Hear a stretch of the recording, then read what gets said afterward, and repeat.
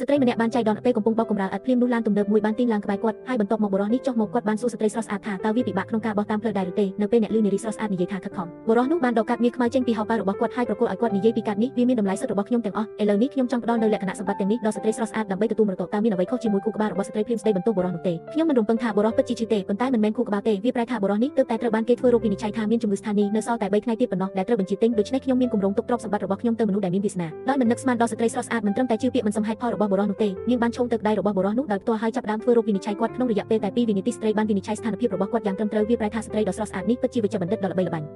អ្នកវាពិតជាមិនអាចព្យាបាលបានទេសំណាងអ្នកបានជួបខ្ញុំភ្លាមនោះរថយន្តទំនើបជាច្រើនបានឈប់ហើយបន្ទាប់មកស្ត្រីស្បែកស្រស់ស្អាត3នាក់បានចេញពីឡានពួកគេជាព្រះតែមួយជាអមតៈនិងជាស្ដេចមួយអង្គដែលជាវិជ្ជបណ្ឌិតដ៏អស្ចារ្យទាំង3រូបដែលហ៊ាននិយាយថាពួកគេអាចព្យាបាលបុរសបានលេខាបានឃើញគ្រូពេទ្យដ៏អស្ចារ្យទាំង3នាក់បង្ហាញខ្លួនជាមួយគ្នាខ្ញុំបានគិតដល់ខ្លួនឯងថាមានក្តីសង្ឃឹមសម្រាប់ជំងឺរបស់ម្ចាស់វ័យក្មេងឥឡូវនេះខុសពួកគេមិនអាចជួយសង្គ្រោះគាត់បានទេគ្រាន់តែនិយាយបែបនេះភ្លាមនោះក្រុមអ្នកឈោមើលមួយក្រុមបានសាកសួរបុរសមើលឃើញស្ថានភាពនេះហើយមានបំណងចេញមុខនិយាយពាក្យយុត្តិធម៌ពី3សម្រាប់ស្ត្រីស្រស់ស្អាតដោយមិននឹកស្មានដល់ស្ថានភាពរបស់គាត់កាន់តែយ៉ាប់យ៉ឺនភ្លាមទើបតែបានកន្លងផុតទៅហើយលេខាធិការបានឃើញស្ថានភាពនេះហើយបានអញ្ជើញវិជ្ជបណ្ឌិតដ៏ទើបភាពចំនួន3អ្នកឲ្យឆ្លើយតបនឹងការជួយសង្គ្រោះស្ត្រីបានរស់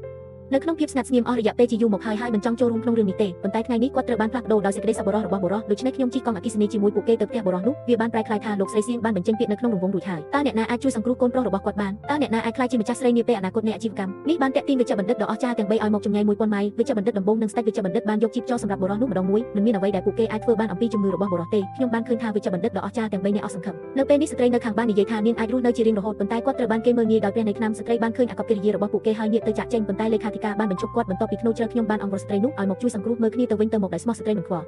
ទៀតទេបន្ទាប់មកគាត់បាននិកំចូលប្រាក់ដែលគាត់បានយកទៅជាមួយដោយមិនស្ទាក់ស្ទើរសុំចោះឆ្ងាយរបស់បុរសមួយសន្ទុះក្រោយមកបុរសនោះក៏ស្ដោះទឹកមាត់ដាក់ឈាមខ្មៅមួយមាត់បន្ទាប់មកបានកន្លងផុតទៅស្ត្រីចំណាស់បានស្រឡាំងកាំងនៅនឹងកន្លែងខ្ញុំគិតថាស្ត្រីនៅទីនេះធ្វើបាបកូនប្រុសដ៏មានតម្លៃរបស់គាត់ប៉ុន្តែអ្នកហ៊ានសម្លាប់ម្ចាស់វ័យក្មេងវាពិតជាធ្វើឲ្យមន្តសការរបស់ខ្ញុំខូចទម្លាក់គាត់ហើយវាគាត់ដោយកាត់1000ប៉ុន្តែស្ត្រីមិនគិតដូចនេះទេវាមានន័យថាជំងឺរបស់បុរសនេះបានជាសះស្បើយហើយអនុញ្ញាតឲ្យពួកគេទៅលក់ធំដើម្បីផ្ទៀងផ្ទាត់បន្ទាប់មកយីសៀនបានបោះជំហានទៅមុខដើម្បីពិនិត្យមើលជីបចរដោយមុខមិនគួរឲ្យជឿហើយគាត់មើលទៅមិនគួរឲ្យជឿវាមានន័យថាជំងឺរបស់បុរសនេះបានជាសះស្បើយហើយបន្ទាប់មកគ្រូពេទ្យក៏ទៅសាកល្បងវាដែរភ្ញាក់ផ្អើលពេលដឹងថាវាប្រែក្លាយជាការពិត